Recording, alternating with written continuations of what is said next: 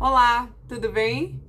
Eu tô aqui para responder uma pergunta que o Luciano, do Luciano Rocha Estúdio, me mandou sobre como se manter bem emocionalmente na fase de preparo do casamento, naquela fase onde tem muitos compromissos e as emoções vão ficando ali muito intensas, né? Como se preparar emocionalmente para viver os primeiros anos, a fase de recém-casados, né? Enfim, né? Eu sei que é muito desafiador se manter estável com tanta pressão, né? O estresse é muito alto, são muitos compromissos, é prova de vestido, é prova de buffet, são ensaios fotográficos. E eu sei que tudo isso vai gerando uma demanda muito além do que nós estamos habituadas. E com essa demanda muito grande e também a pressão, as expectativas, as exigências, com tudo isso, as nossas emoções também vão ficando um pouco alteradas, né?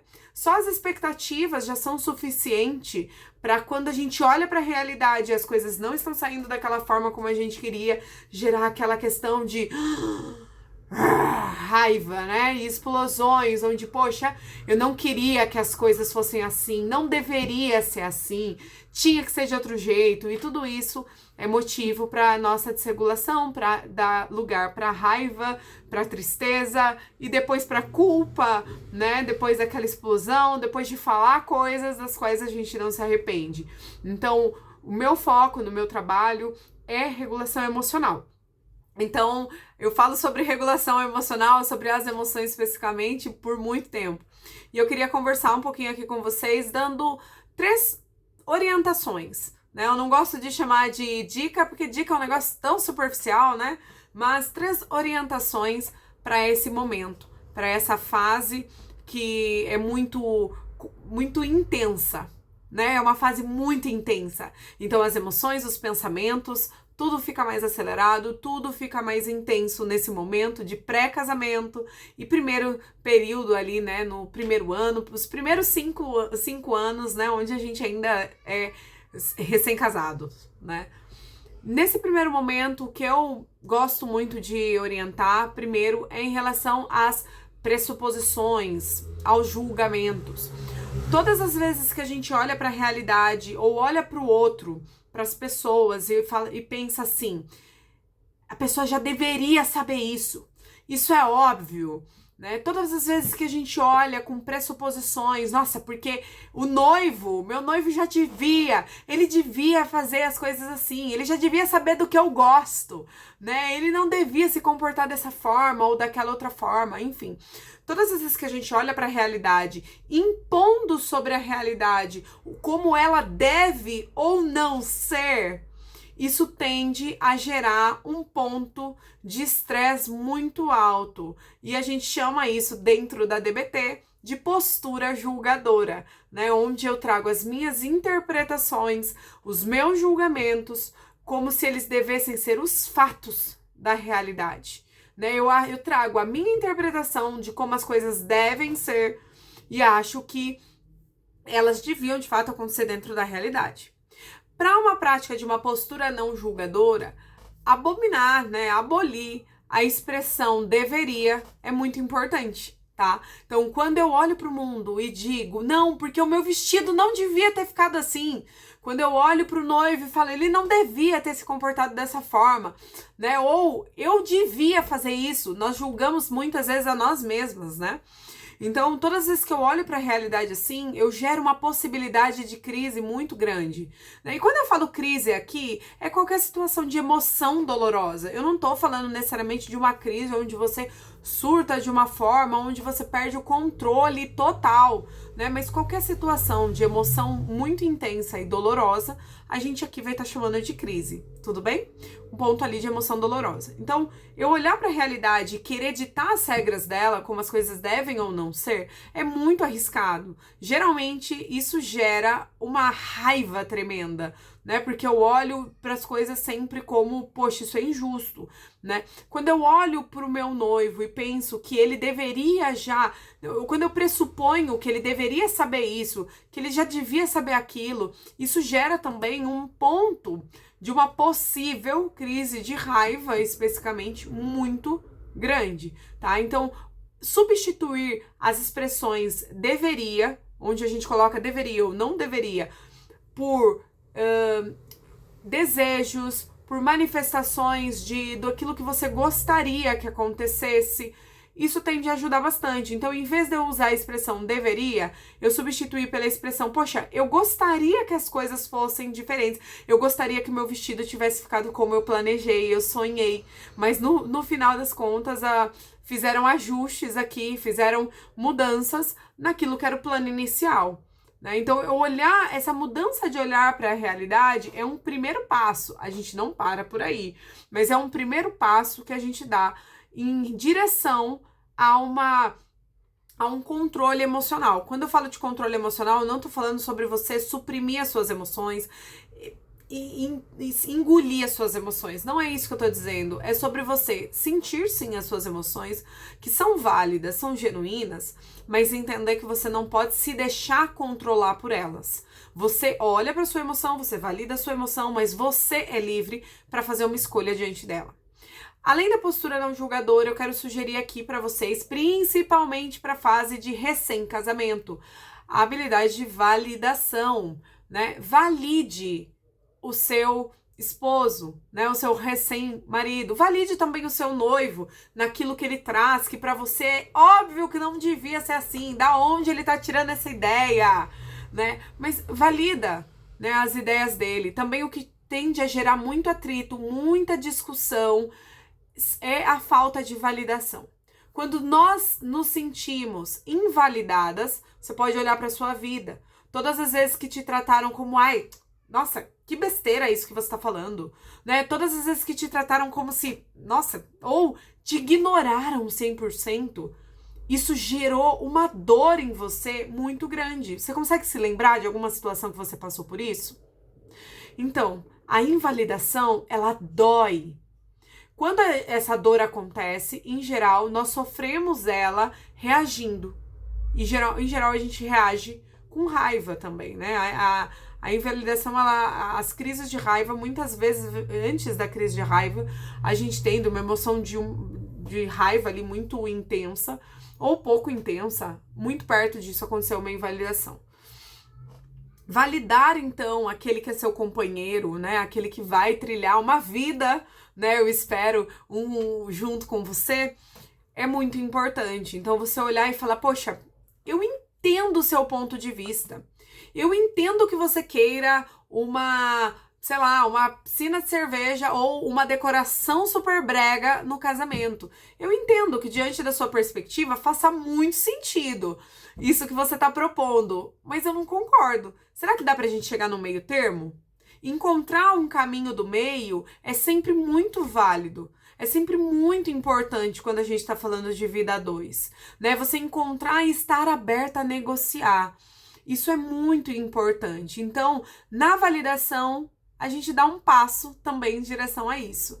Quando você olhar para o seu marido, quando você olhar para o seu noivo, né, agora, olhe para ele e tente encontrar um grão de verdade que seja naquilo que ele está te pontuando, naquilo que ele está apresentando. Isso vai ser essencial para a relação de vocês, para a união de vocês, para que o relacionamento de vocês seja fortalecido. Isso vai ser muito importante. Então, você olhar para ele e encontrar, tentando enxergar a vida, né, aquilo que ele está te pontuando, a situação da perspectiva dele. Porque pode até ser uma ideia sem pé nem cabeça, não fazer sentido nenhum, mas não faz sentido se você olhar da sua perspectiva. Mas se você tentar enxergar aquilo que ele está propondo da perspectiva dele, talvez você consiga entender a lógica que ele trilhou para chegar ali. E isso é muito importante para fortalecer o relacionamento de vocês. E por último, eu quero sugerir uma habilidade de sobrevivência a situações de emoções intensas, que é o stop. O stop é uma habilidade que vai ter 4 orientações muito práticas, muito estratégicas e diretas, tá? Para lidar com situações de impulsividade muito alta, para aquelas que explodem, né? Para aquelas que são mais explosivas, para aquelas que são mais impulsivas, lidar ali com as suas emoções e não sair falando tudo, né? Ou até não sair falando pouco. Também vai ser muito útil para aquela noiva que tá aí e que não expressa aquilo que ela quer, que não expressa o que deseja, né? Não fala, não mantém o respeito por si mesma, verbalizando, poxa, isso aqui para mim não rola, tá? Então, o que vocês podem fazer, né? Usar o stop. O stop é uma habilidade onde cada letrinha, as 4 letrinhas da palavra stop, vão conter uma orientação. Então, a gente vai começar pelo stop mesmo, né? Pare tudo. No S a gente vai ter o stop. Para tudo, congela, não mexe mais nenhum músculo. Veio aquele impulso forte de falar tudo, de soltar os cachorros em cima do noivo, em cima da sogra, em cima da mãe mesmo, né? Porque a gente tende a fazer isso com quem a gente se sente mais confortável e livre. Então, você vai parar tudo, congela, não mexe mais nenhum músculo. No T, a gente tem o take a step back. Recua um passo. Dê um passo atrás em relação à situação. Se você puder fisicamente se afastar, poxa, você acabou de se deparar com um vestido ou você acabou de se deparar com alguma situação da decoração, enfim, que não tá do jeito que você gostaria, da casa, que não tá do jeito que você gostaria, dá um passo atrás em relação à situação. Depois de parar tudo e não falar nada, se você puder fisicamente sair de perto, se você pudesse fisicamente ir dar uma volta, até ir ao banheiro, faz isso. E nesse momento a gente precisa reduzir aquela emoção inicial que te afligiu, aquela emoção daquela angústia que você precisa falar tudo, né? Ou que você quer baixar a cabeça e aceitar só. Então vamos baixar primeiro aquela emoção inicial. Você pode, nisso, usar de distração. Você pode, nisso, conversar sobre outros assuntos. Você pode, nesse momento, ouvir música alta no fone de ouvido, se você não conseguir ouvir no alto-falante, para você se deixar levar para outro lugar que te ajude a baixar aquela emoção inicial. O objetivo da distração vai ser baixar aquela emoção inicial para que você consiga seguir os próximos passos e pensar melhor em qual atitude você deve tomar naquela situação. A distração, ela vai te atrapalhar se você se distrair o tempo todo. Aí é um problema. Existem pessoas que se distraem o tempo todo e não resolvem os seus problemas. Aí a gente vai ter um problema. Mas se distrair nesse momento inicial para não agir de forma impulsiva é importante, tá?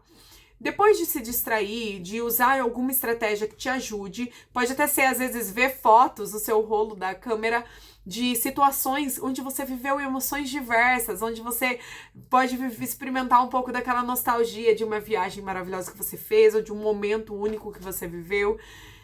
Respirou, baixou aquela emoção inicial, a gente vai pro O, de observe, tá?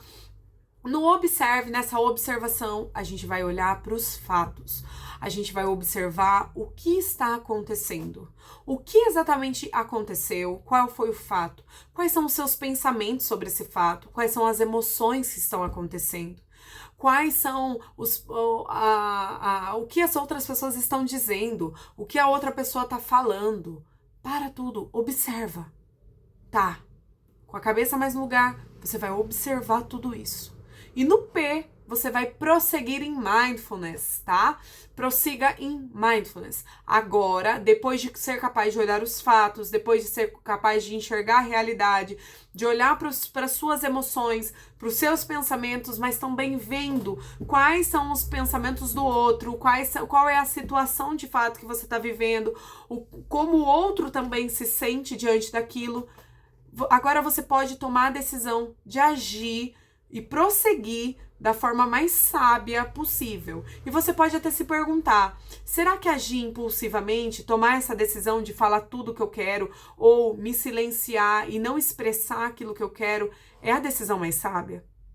Isso vai me aproximar dos meus objetivos ou vai me distanciar dos meus objetivos? Eu ser explosiva me aproxima do meu objetivo de ter uma relação de respeito, de afeto, de amor com o meu marido? com o meu noivo, que é o meu futuro marido? Isso aqui me aproxima dos meus objetivos? E aí você mesma vai dar a resposta sobre se você deve ou não agir de acordo com aquele impulso. Ou você mesma vai te dar a resposta mais sábia sobre como você deve agir, tá bom?